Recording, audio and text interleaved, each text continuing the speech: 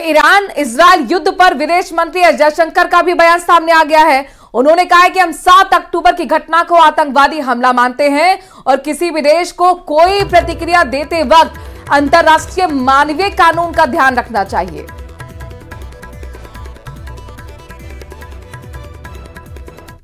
We understand that Israel had a need to respond, but we also believe that any response by any country has to take into account international humanitarian law, that it must be careful about any damage or any implications for civilian populations, and that given what has happened in Gaza, it is important to have some kind of international humanitarian effort out there. And we are very much concerned at the possibility of a broadening of the conflict, not just what happened in Lebanon, but also, I referred earlier to the Houthis and the Red Sea. And, to some extent, anything that happens between Iran and Israel. यानी अब Israel Iran पर किसी भी वक्त हमला कर सकता है। नेतन्याहू ने साफ कर दिया है कि ईरान को इसकी भारी कीमत चुकानी होगी। इजराइल ईरान को घेरने के लिए 4 फ्रंट खोल दिए हैं। रिपोर्ट है कि इजराइल की सेना में सबसे ज्यादा नसरल्लाह ब्रिगेड पर चर्चा हो रही है, जो ईरान के मोर्चे पर जाने के लिए पूरी तरह तैयार है।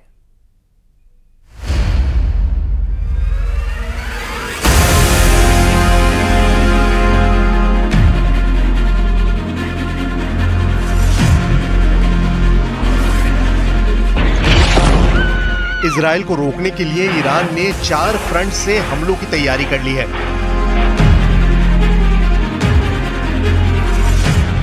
ईरान अब इजराइल को लेबनान में तीसरा बड़ा झटका देना चाहता है। लेबनान में हिजबुल्लाह, जिसे इजराइल के खिलाफ ईरान का दायां हाथ माना जा रहा है, उसकी लीडरशिप पर हमले के बाद ईरान के टारगेट पर सबसे बड़ा मकसद इजराइल से बदला है। ऐसे में क्या 2 शॉक खाने के बाद इजराइल तीसरे झटके के लिए तैयार है? इससे पहले वर्ष 2000 में इजराइल की बड़ी हार मानी गई, जब इजराइल की सेना को 18 साल बाद दक्षिण लेबनान पर किया कब्जा छोड़ना पड़ा। 6 साल बाद 2006 में इजराइल की करारी हार हुई, जब 2006 के युद्ध में इजराइल सीज फायर करने पर मजबूर हो गया। क्या अब 18 साल बाद 2024 में इजराइल को तीसरा बड़ा झटका लगने जा रहा है, क्योंकि यही ईरान का सबसे बड़ा मकसद है। लेबनान में इजराइल का ग्राउंड ऑपरेशन नसरल्लाह की जिंदगी खत्म होने के बाद फाइनल हुआ है। ऐसे में इजराइल की रणनीति क्या है, ये सब जानना चाहते हैं, क्योंकि इजराइल 2 जंग एक तरह से हार गया था और अब लेबनान के खिलाफ तीसरे युद्ध में नेतन्याहू से ज्यादा इजराइल की सेना की इज्जत दांव पर लगी हुई है। क्या इस बार लेबनान के खिलाफ ग्राउंड ऑपरेशन में इजराइल कुछ नया करने जा रहा है? It's very similar in the sense that the Israelis start with artillery bombardment and by air and sea to try and weaken Hezbollah on the ground and destroy the infrastructure, and then they send the soldiers on the ground. So it's very similar, with the exception that this time that the senior leadership of Hezbollah is completely gone. It's assassinated, particularly their leader who was extremely well-spoken and who led the movement for the last 3 decades. So that's, I think, the major difference. Lebanon में ground operation आसान नहीं होगा, ये बात Israel के प्रधानमंत्री Benjamin Netanyahu भी जानते हैं। इसकी वजह है ईरान की तरफ से आने वाला 3rd डिग्री वाला हमला। 7 अक्टूबर 2023 को इजराइल पर हुए हमास के हमले के बाद 1 साल बीत चुका है। इस वक्त नेतन्याहू और इजराइल 1-2 नहीं बल्कि कई मोर्चों पर लड़ रहे हैं।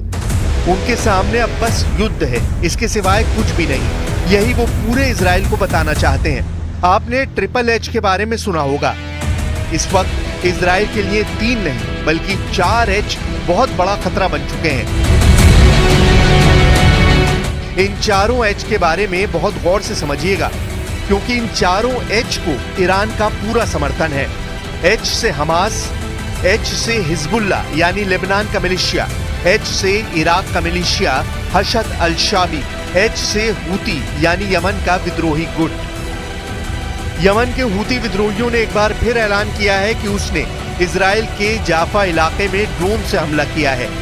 हूती तेल अवीव की जगह उससे जुड़े पुराने नाम जाफा का इस्तेमाल करते हैं। استهدف سلاح الجو المسير في القوات المسلحة اليمنية هدفا عسكريا للعدو الإسرائيلي في منطقة يافا المحتلة وذلك بطائرة مسيرة نوع يافا। यमन के साथ ईरान है और इस वक्त पूरी दुनिया ईरान और इजराइल की डायरेक्ट टक्कर देख रही है। इजराइल के शहर टारगेट पर हैं। गजा में बमबारी के खिलाफ हिजबुल्ला और हूती दोनों ने अपना हथियार गोदाम बंद नहीं किया है।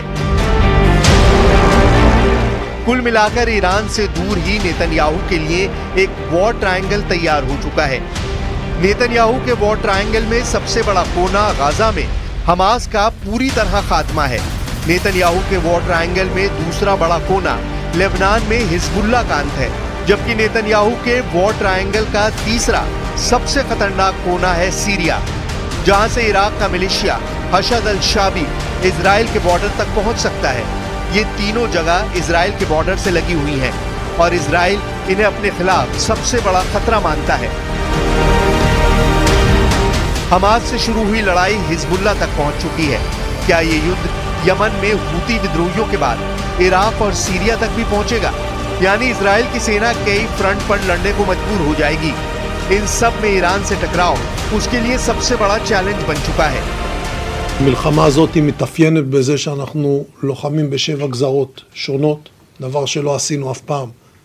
מעזה עבור ליהודה ושומרון, לבנון, סוריה, תימן, עיראק ואיראן. ईरान ने 13 अप्रैल को इजराइल के नेवाती में एयरबेस को अपना सबसे बड़ा टारगेट बनाया था। तब ईरान ने सीरिया में अपने दूतावास पर हुए इजरायली हमले का बदला लिया था। ईरान ने दावा किया था कि 13 अप्रैल को उसकी 15 बड़ी मिसाइल नेवाती में एयरबेस पर गिरी। इस बार भी ईरान की तरफ से आने वाली काउंटर स्ट्राइक नेवातीम जैसे सैन्य अड्डों पर हो सकती है। ये बात इजराइल बहुत अच्छी तरह जानता है। अमेरिका के 2 एयरक्राफ्ट कैरियर लेबनान के करीब मंडरा रहे हैं। परमाणु ताकत से लैस ये कैरियर अपने दम पर एक साथ कई फ्रंट पर लड़ने के लिए भूमध्य सागर भेजे गए हैं। इसलिए लेबनान को डर सता रहा है। अमेरिका के सबसे बड़े बैटल ग्रुप में से एक यूएसएस ट्रूमन कैरियर और उसके साथ कई बड़े जहाज भूमध्य सागर के आसपास घूम रहे हैं। इजराइल को बचाने के लिए अमेरिका का नया डिप्लॉयमेंट ऑर्डर हमास और हिजबुल्ला को डराने के लिए जारी हुआ है। बाइडेन के ऑर्डर को समझेंगे तो आपको पता चलेगा कि इजराइल और लेबनान का युद्ध गाजा पर बमबारी की तरह एक तरफा तो नहीं होगा, लेकिन इस जंग में गाजा से 10 गुना ज्यादा लोगों की जान जाने का खतरा है। वॉर जोन नंबर 1 देखिए। अमेरिका का कैरियर यूएसएस ट्रूमन भूमध्य सागर में तैनात रहेगा और वहीं से अमेरिका ऑपरेशन के लिए तैयार रहेगा। उसकी रेंज में लेबनान भी होगा, सीरिया भी होगा, तुर्की भी होगा और मिस्र के आसपास का इलाका भी होगा। यहीं से ये इजराइल के एयर स्पेस को सुरक्षित रखेगा। वॉर जोन नंबर 2 देखिए। अगर युद्ध तेज हुआ और इसमें ईरान दाखिल हुआ तो ईरान के करीब ओमान की खाड़ी में मौजूद यूएसएस अब्राहम लिंकन भी इजराइल को बचाने के लिए एक्टिव हो जाएगा। यानी अमेरिका ने इजराइल की मदद करने के लिए 2 बड़े वॉर जोन एक्टिव करने का फैसला किया है। ये बड़े बड़े जंगी जहाज न सिर्फ ईरान बल्कि रूस को भी इस इलाके से दूर रखना चाहते हैं। अमेरिका अपने सुपर पावर वाले स्टेटस का प्रदर्शन लगातार कर रहा है। अमेरिका के ये दोनों बेड़े अपने आप में किसी बड़ी नौसेना के बराबर हैं। इससे निपटना कई देशों के लिए मुश्किल हो जाएगा। यही मैसेज देने के लिए अमेरिका ने अपनी सबसे बड़ी फायर पावर इजराइल के करीब तैनात करने का फैसला किया। अमेरिका के एक कैरियर बैटल ग्रुप में क्या क्या होता है अब उसे समझिए। इसमें एक बड़ा सुपर कैरियर होता है जो 1 लाख टन का डिस्प्लेसमेंट पैदा करता है। इसमें 90 लड़ाकू विमान और हेलीकॉप्टर तैनात रहते हैं। इसमें तिकोंदेरोगा क्लास का मिसाइल क्रूजर होता है। इसमें आर्लसबर्ग क्लास के 4 मिसाइल डिस्ट्रॉयर होते हैं। ऐसे बेड़े के साथ रसद के लिए सप्लाई शिप भी रहते हैं। साथ में पानी के अंदर दुश्मन को रोकने के लिए एक परमाणु पनडुब्बी भी रहती है। कोई दुश्मन नहीं चाहेगा कि उसके सामने ऐसी चुनौती खड़ी हो जाए। यही भरोसा अमेरिका अब इजराइल को दिलाना चाहता है कि हमास के साथ हिजबुल्ला, हूती और ईरान को रोकने के लिए उसने समुद्र में पूरी ताकत झोंकने का फैसला किया है। यहाँ से वो सीरिया और इराक में भी ऑपरेशन चला सकता है। इस वक्त तो उसका फोकस लेबनान है, जहाँ लेबनान और इजराइल के बीच अघोषित युद्ध जारी है।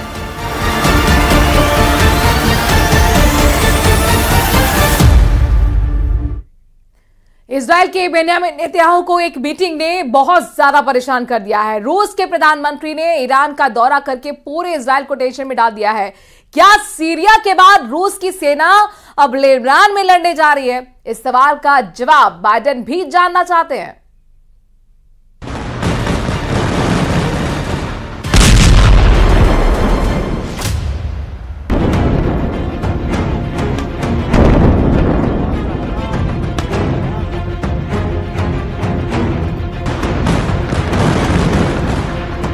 इजराइल की राजधानी तेल अवीव के पास हाईवे नंबर 6 पर जैम लग गया है।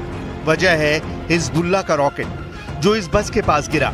2 लोगों के जख्मी होने की खबर है, लेकिन नेतन्याहू के लिए बड़ी टेंशन ये हमला नहीं बल्कि हिजबुल्ला की वो रॉकेट फोर्स है जो उसके तमाम कमांडर के मारे जाने के बावजूद एक्टिव है। हालांकि इन सबसे बेफिक्र नेतन्याहू ने लेबनान के खिलाफ ग्राउंड ऑपरेशन लॉन्च कर दिया है। एक तरफ ये ऑपरेशन और दूसरी तरफ ईरान में रूस के प्रधानमंत्री का इमरजेंसी दौरा। दक्षिण लेबनान में इजराइल के हमले शुरू हो गए हैं और इस खबर ने मॉस्को में बैठे व्लादिमीर पुतिन को भी बेचैन कर दिया है। पुतिन ने फौरन अपने प्राइम मिनिस्टर को तेहरान भेजा और यहाँ पर जो मीटिंग हुई उसके बाद दुनिया में 4 पावर सेंटर तैयार हो चुके हैं। इस वक्त दुनिया के 4 शहरों पर सबकी नजर है। वॉशिंगटन डीसी में व्हाइट हाउस क्या इजराइल की मदद के लिए डायरेक्ट इस युद्ध में कूदेगा? इजराइल की राजधानी तेल अवीव में क्या फैसला होने वाला है? तीसरा शहर है ईरान की राजधानी तेहरान, जहां सुप्रीम लीडर अली खामनेई का वॉर रूम बड़े फैसले ले सकता है। और चौथा शहर है रूस का कैपिटल मॉस्को, जहां से अब सिर्फ यूक्रेन नहीं बल्कि लेबनान के मोर्चे को भी ये मैसेज पहुंचाया जा सकता है। इस वक्त पूरा पश्चिम एशिया महायुद्ध के जलते हुए तवे पर बैठा हुआ है। नीचे आग सुलग रही है। बम, मिसाइलों और ड्रोन के हमलों से इस बार ऐसी तबाही की गारंटी दी जा रही है कि तेल अवीव से लेकर तेहरान तक दहशत फैली हुई है। जमहूरी इस्लामी ईरान هیچ یک از اقدامات تجاوزکارانه رژیم غاصب صهیونیستی در ارتباط با اهداف مرتبط با جمهوری اسلامی ایران رو بدون پاسخ نخواهد گذاشت و رژیم غاصب صهیونیستی برای جنایاتی که در حق ملت ایران، در حق محور مقاومت و در حق اتباع شهروندان و نظامیان ایرانی مرتکب شده. सवाल है कि ईरान की तरफ से फैसला कौन लेगा, क्योंकि जिस युद्ध को 1 साल होने को है उसमें ईरान ही अपने कई बड़े कमांडर गवा चुका है। हिजबुल्ला की लीडरशिप खत्म हो चुकी है। हमास का नेतृत्व गाजा के सुरंगों में दौड़ लगा रहा है और इजराइल की सेना इस वक्त कमांडिंग पोजीशन में है, क्योंकि उसके दुश्मनों में लीडरशिप का क्राइसिस या कहें कि एक वैक्यूम पैदा हो चुका है। There is a huge political vacuum at the moment that is seized upon by the current Netanyahu government, in the sense that the United States, which is the only country that can rein in Netanyahu and stopping the current very dangerous escalation, is not doing that because of the volatile situation in the US, given the elections and the current situation. 2024 में सितंबर का महीना नई आग लेकर आया जब Beirut में Hezbollah chief Hasan Nasrallah को इजराइल ने एयर स्ट्राइक में खत्म कर दिया। सवाल है कि क्या अब अक्टूबर में ऐसे हालात बन रहे हैं जब अमेरिका और रूस सब इस युद्ध में कूदेंगे और महायुद्ध का खतरा पैदा हो जाएगा। इस वक्त ईरान और इजराइल 2 कैंपों में बटे हुए हैं। इसे महाशक्तियों की टक्कर कहा जा रहा है। एक तरफ अमेरिका है तो दूसरी तरफ रूस है, और यही दुनिया का सबसे बड़ा खौफ भी है, क्योंकि अमेरिका इजराइल के साथ है और रूस ईरान के साथ।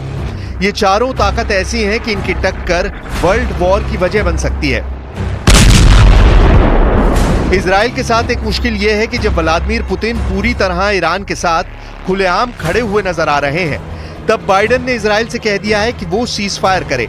अगर इजराइल ने लेबनान में ग्राउंड ऑपरेशन किया तो वो इजराइल का साथ नहीं देंगे। लेकिन दूसरा सच ये भी है कि अमेरिका ने इजराइल को गोले बारूद की सप्लाई पिछले कुछ महीनों में तेज कर दी है।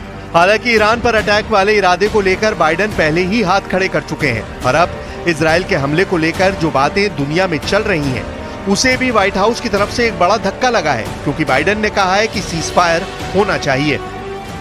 सवाल है कि क्या इजराइल कुछ बड़ा करने की सोच रहा है, क्योंकि इससे पहले ईरान और इजराइल के बीच डायरेक्ट तकरार नहीं हुई है। दोनों के बीच चल रहे अघोषित युद्ध के इस वक्त 4 मैदान एक्टिव हैं।